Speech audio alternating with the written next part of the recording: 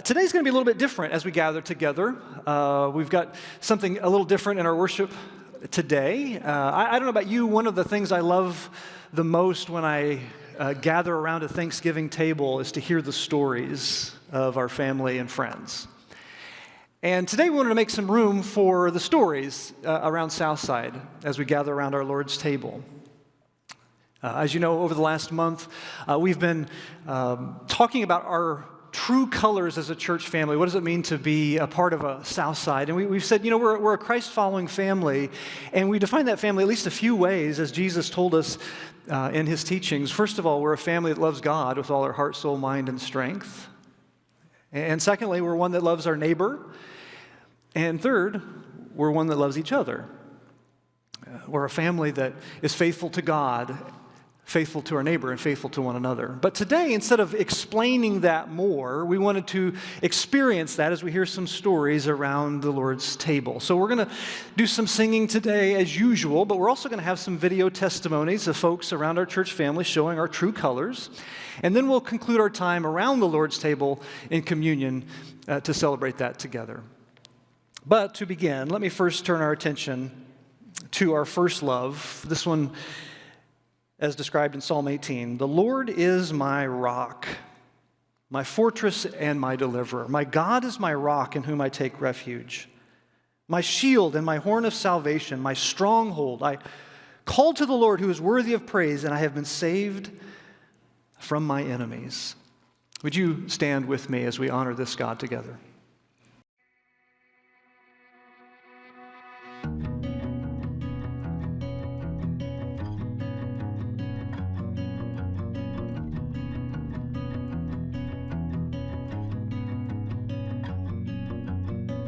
Wishing and hoping and praying. Sorry.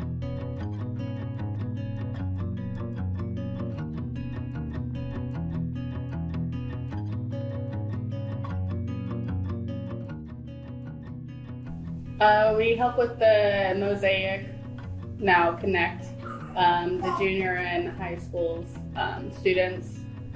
We meet on Wednesday nights and just hang out with kids. We help them learn about God. We break into small groups, get to know them a little bit more.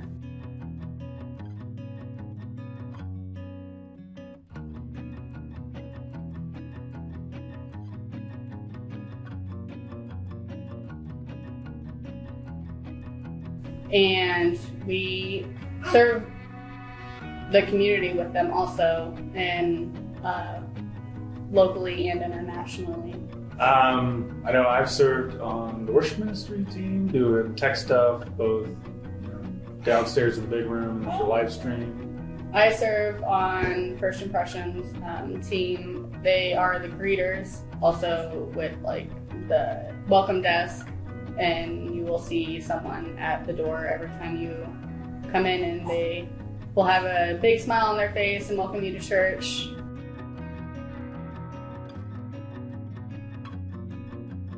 I feel like serving is easy for us because we have servants' hearts. We have a lot of time that we can give and resources. Kind of going off that, money hasn't been exactly something that I've been able to give all the time. The idea of sacrificial giving, $1 was giving sacrificially, but something I always had to give was time. And I have skills and abilities that I can use.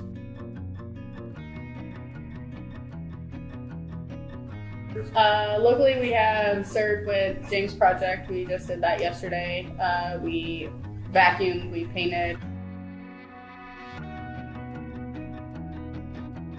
and cleaned bathrooms, and vacuumed a lot more. And we've also helped with the inner city mission to help those who are just starting out on their own or restarting their lives, basically. We've also gone on a couple of mission trips, too. On a few. Went on a trip, spring break, to New Orleans to help out kind of with recovery from Katrina. And then we went to Guatemala after my senior year to help out with the church there and partner up with the church there.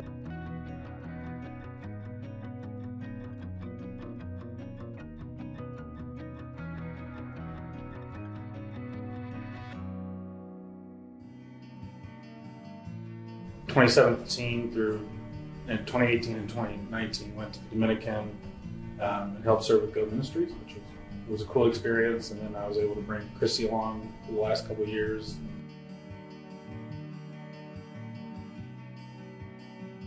You meet a lot of interesting people that you would not have guessed that you would have gotten along with or even talked to on a normal Sunday morning serving. Yeah, I mean, that's kind of what I was Yeah, going to say. you just connect with the people who you're serving with and who you are serving.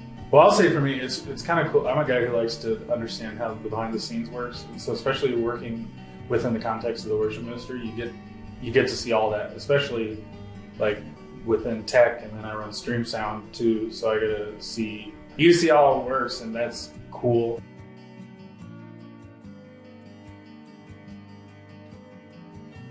Keri Mounce, for one, she is just a wonderful person, and if you want to look for an example of someone who has a servant's heart and wants to care for others, Keri Mounce is it, for sure. But I think of people who like brought us meals when Ollie was born, and even when Christy had her surgeries, again, Keri Mounce and Blakely's, just the Hollers, and just a bunch of other families who came through for us and helped us out and are always willing to help us out.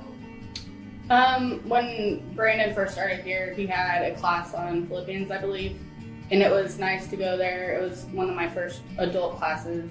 I don't know, I learned a lot more from the people around me and the groups. It was nice to get the knowledge of the Bible through that also. And I just feel like it was a hard time for me through that transition whenever I was going.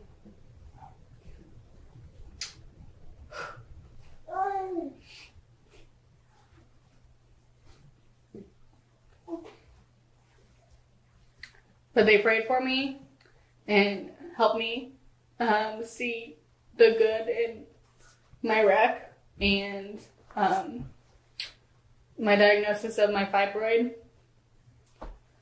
And it was nice to feel that community of people around me also. Yeah.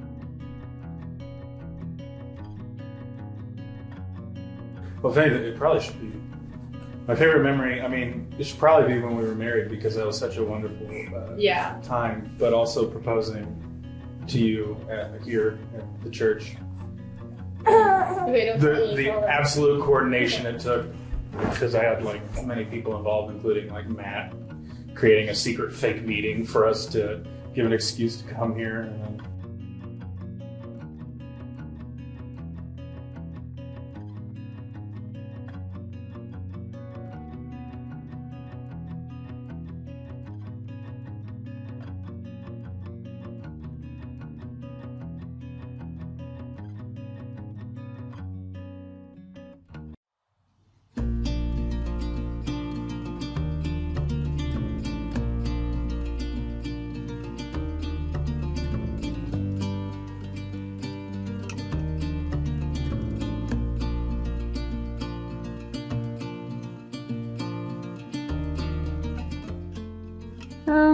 Six years. We moved over here, and before that, through Adam and Lindsay and the children, we've been visiting here for as long as they've been a member here.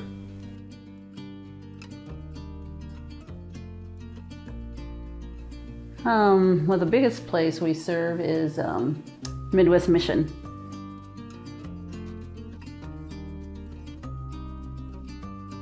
And we go there every Tuesday now, while we're here through the winter, fall and winter, and it's kind of where we landed.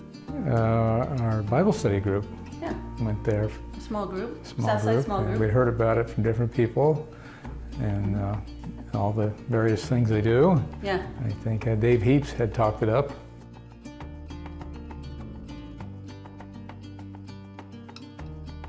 And then Southside was involved in doing concrete work there. We put a sidewalk from the third warehouse out to the dorms. They have a lot going on out there, something new all the time, and yet there's always work to be done, whether it's emergency or just getting ahead for the next emergency. When we first set it up, we're like, we're gonna come once a week for sure, and if you need us any more than that, just call, and we might be able to come again. But so it's nice just knowing every week on a Tuesday, we're gonna be there in the morning, get a break, go to lunch, afternoon break, done. So it's about 8:30 to 4:30 every Tuesday. So.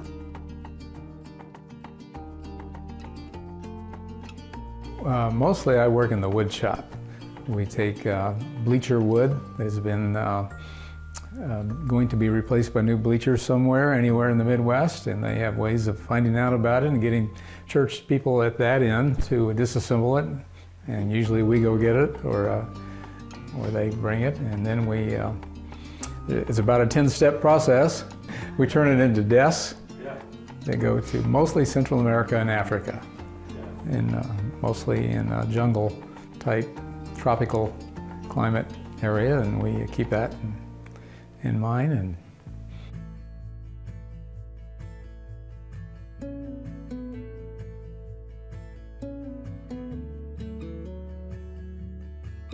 there's a couple guys there that have been doing this for many years, and they've got a system down that's almost foolproof. But there's been a lot of other projects we've been involved in too besides that. And there's a need somewhere. We maybe build shelves for somebody, or desks, or tables. One of their partners is Food for the Poor, and Southside's been involved in this, packing food packs, rice packs, and sending them for a lot of different places. Most recently Haiti, I think most of them went to. One of my jobs that I do routinely is pack something called a PDK, Personal Dignity Kits, and that's soap and comb and a toothbrush and washcloth, towel, and we send those out all the time. Nothing just sits there and waits. They get a request, they send it out. So it's always refill, get a request, send it out, refill, and it's just continuously. There's always something to do.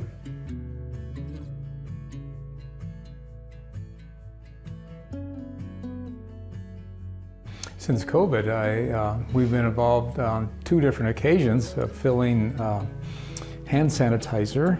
I know the Harms family have been involved in that too. And then also we make these kits for flood cleanup. Flood bucket. Flood buckets. We send those all over the country and all around the world after there's a flood.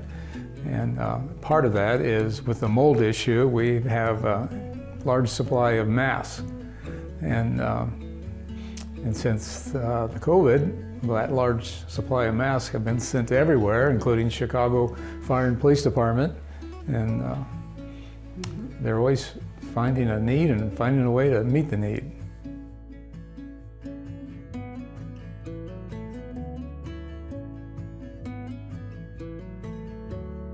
There's just always something. Every age, there's something to fit your skill level. You can do it. So that's one good thing. Jump in. From a real basic, repetitive type jobs to a little more complicated, like working in the sewing machine shop. They repair and send sewing machines out to places all over the world, both electric and the manual ones where you pedal them, and some they could even convert into that. And then there's a bicycle shop. They send hundreds and hundreds of bicycles every year. Yeah. And odd things are donated all the time that somehow, from tarps to fire trucks Medical and ambulances, supplies. they've sent arranged an transportation. ambulance, yeah. They gave somebody in Belize a fire truck.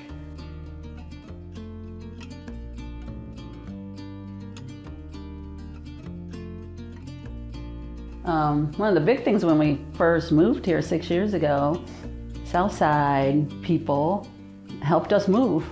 I mean, in a very practical, hands-on way, came to our house, unloaded our truck, put it into our house, and we were impressed. We're like, wow, these people are willing to serve in just, basic kind of get you moved ways. And another time is when I had knee surgery, food was brought to our house, which was lovely.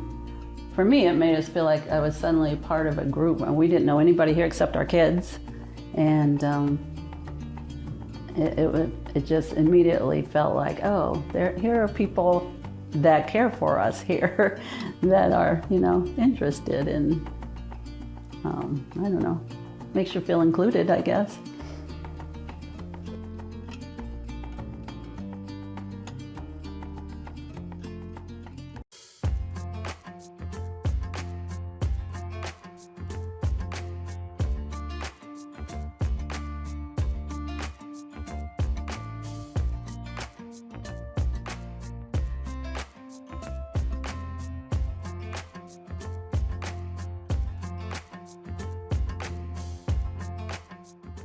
We've been coming to Southside for about 7 years now, and we're happy to be here and we're happy to serve.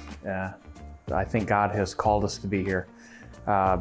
If you look back over the story arc of our life and the past couple decades, it's a pretty unlikely story about how we would have come to Southside. It can only be explained through faith.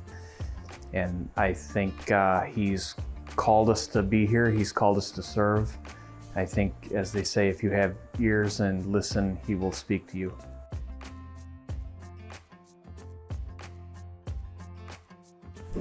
I serve on the First Impressions team. On Sunday mornings, I generally lead a women's group, and I help wherever they need me to.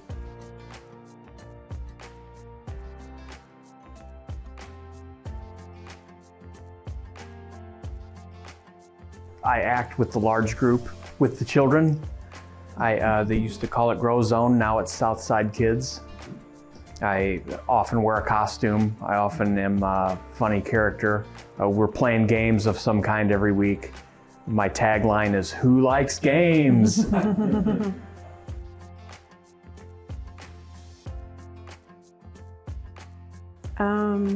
Joy, helping, especially like with First Impressions. We both serve there because we remember who greeted us when we first walked in, and just hoping people feel welcome. And like when I'm doing the women's group, I want those ladies to feel like they're in a safe spot and that someone's caring for them, because maybe sometimes they feel like they don't have that person to listen or that care, that connection.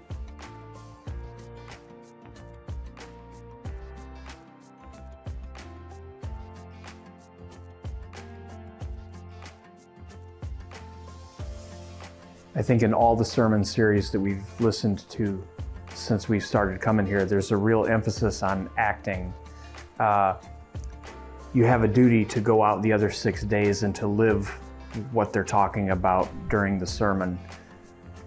There's this real emphasis on a commitment, a duty to serve your community in any way we can.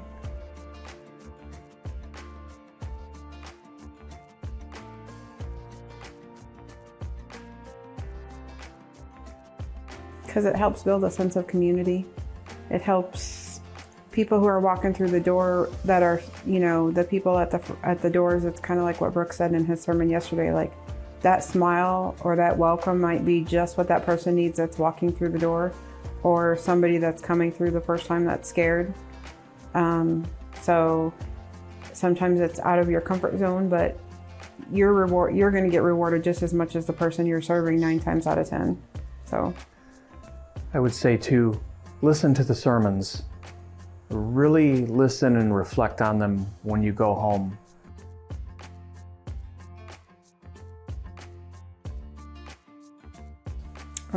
Just recently when I had surgery, 2 of the ladies from Southside set up a meal train for me, and that was amazing because it was something that we didn't have to worry about while I was recovering. When we went on mission trips and we've been able to benefit from getting scholarships for that. We recently were able to help a friend at work with the Everyday Hope. That just really, I think, really opened her heart a lot. When he's had health issues, we've had people, how can we pray for you and that kind of stuff. So The prayers, Yeah. even if we don't see them, Yeah. God hears them.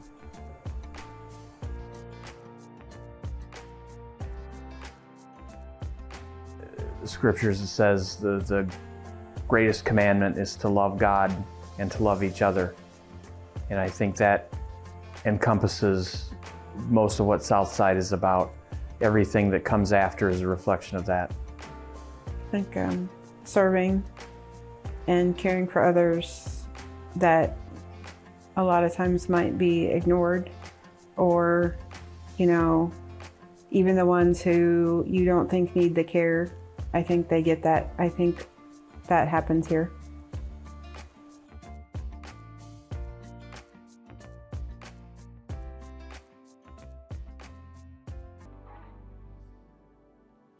I hope today you've enjoyed some of the stories around the table as we think about who we are as a church, as a Christ-following family. I hope you've heard faithfulness to God with our heart, soul, mind, and strength, faithfulness to each other, faithfulness to our neighbor. As we gather for communion now, I want to offer another story around the table. This one's from Matthew 8, starting in verse 5. It says, "When Jesus had entered Capernaum, a centurion came to him asking for help." And isn't that always our posture when we come to Jesus, asking for his help? "Lord," he said, "my servant lies at home paralyzed, suffering terribly."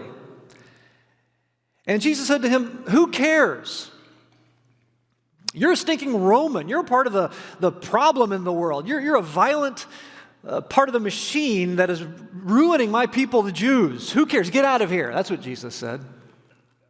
No, he didn't. Jesus said, "Shall I come and heal him?" And the centurion replied, "Lord, I do not deserve to have you come under my roof, but just say the word and my servant will be healed." In other words, just as we sang a moment ago, he's saying to Jesus, there is no one beside you. "I myself," he says, "am a man under authority with soldiers under me. I tell this one, go, and he goes, and that one, come, and he comes. I say to my servant, do this, and he does it."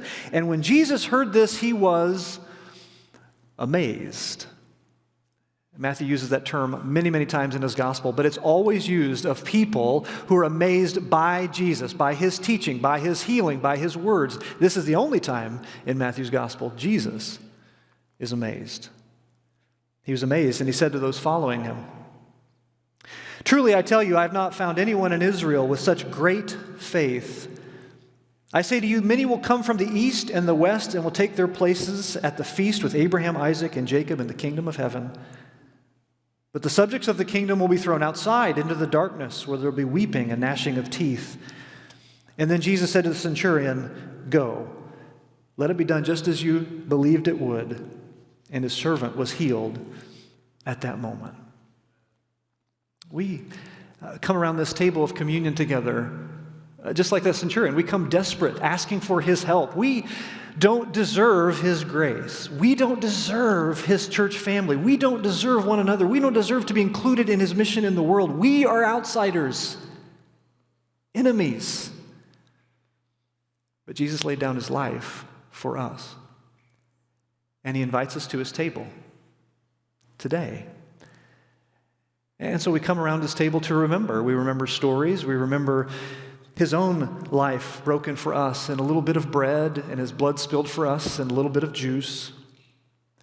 And in this moment, we also experience his resurrection. This bread and juice nourish us for another moment of life, for another day, and ultimately for life forever in him. We come to remember around his table. We also come to dream and to wonder, what can we do as a part of his church family? What can we be in this church family, in this community? How can we embody the life of Jesus to people all around us? You heard through the stories today mentioning of serving in the community and around the world, and mission partners and each other. And we have an everyday hope wall out here where we have just ideas for meeting needs, or if you have a need, to share that need with each other, because we want to show our true colors to the world, and we want to dream about what that looks like. We do that around this table. And of course, we also dream about life eternal. And what does that look like? And this story says, well, it looks like a table filled with people from the east, Jesus said, and the west, from all over the world. What does that look like? It looks like a feast with more than we deserve. What does it look like? It looks like life with Jesus and his faithful followers forever and ever.